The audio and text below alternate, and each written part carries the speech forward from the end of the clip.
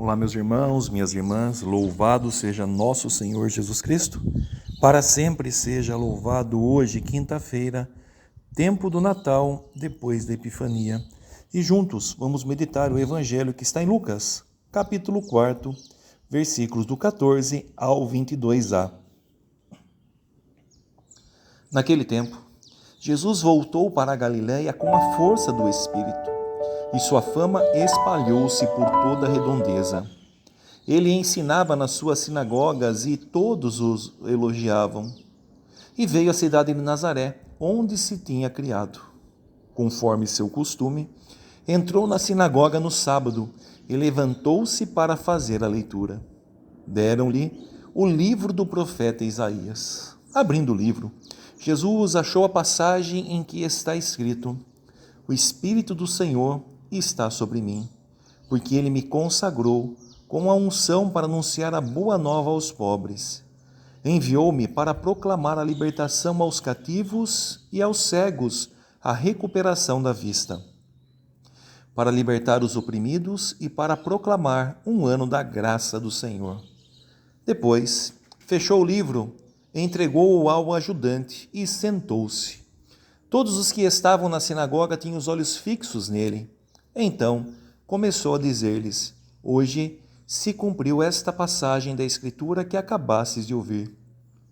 Todos davam testemunho a seu respeito, admirados com as palavras cheias de encanto que saíam da sua boca.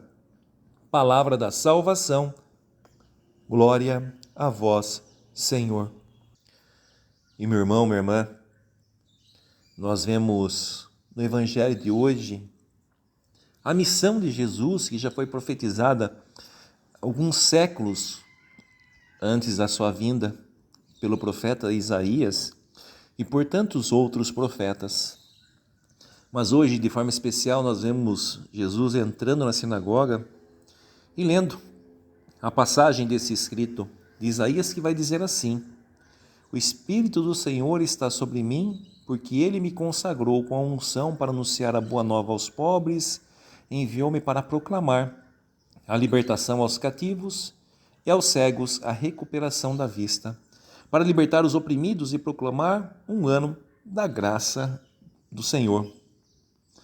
Então, meu irmão, minha irmã, Jesus, ao ler essa passagem, ele vai dizer que se cumpria aquela passagem do profeta. E se cumpriu perfeitamente, porque olhando para a vida de Jesus, olhando para os seus feitos, nós vemos que foi justamente isso que ele fez e muito mais, movido pelo amor, pela misericórdia e, acima de tudo, pelo poder e a presença do Espírito Santo. Porque Jesus, sim, verdadeiro Deus e verdadeiro homem, mas enquanto encarnado, ele viveu a plenitude da sua humanidade e tudo o que realizava é pela força do Espírito Santo. Como vai dizer aqui, no primeiro verso, Jesus voltou para a Galiléia com a força do Espírito. Ou seja, todos esses feitos, todas essas graças realizadas foram pela força, poder e unção do Espírito Santo na vida de Jesus. E quando Jesus diz que se começava esse ano da graça, nós podemos também olhar para 2026 e pensar: pode-se esse ano de 2026 começar na graça ou pela graça do Senhor? Sim, não só pode, mas ele deve e vai acontecer na vida de todos aqueles que também são cheios, repletos e plenos da força, do poder e da presença do Espírito Santo. Hoje, nós também precisamos dizer que essa profecia se cumpre através de nós. Mas, diácono, Jesus era Jesus, o Santo dos Santos. Sim, mas Deus sempre usou do seu povo, sempre usou de homens e mulheres pecadores, fracos, errantes, assim como nós, mas que tinham o desejo de ser melhor a cada dia, buscavam a santidade. Tinham suas quedas? Tinham, mas levantavam e tinham os seus recomeços.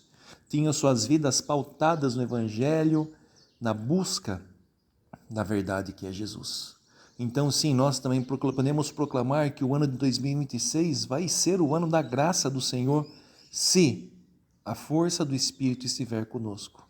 Então, para isso, nós também, assim como tantos homens e mulheres que nos precederam, viver na graça, na presença, buscando a santidade, para que, novamente, continue acontecendo todas essas graças que o Senhor anunciou, para que possamos proclamar a libertação aos cativos através da força, do poder da palavra do Senhor, aos cegos a recuperação da vista, para que caiam principalmente não só os cegos físicos, sim, o Senhor tem poder de restaurar-lhes as vistas, mas os cegos espirituais que não conseguem enxergar a presença, o poder e a ação de Deus, a recuperação, ou seja, a libertação dos oprimidos.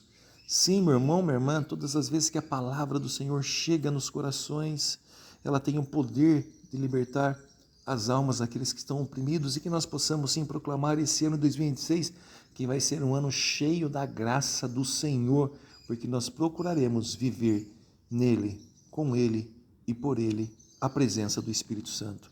E que desça sobre todos vós a bênção de Deus Todo-Poderoso, o Pai, o Filho e o Espírito Santo. Amém.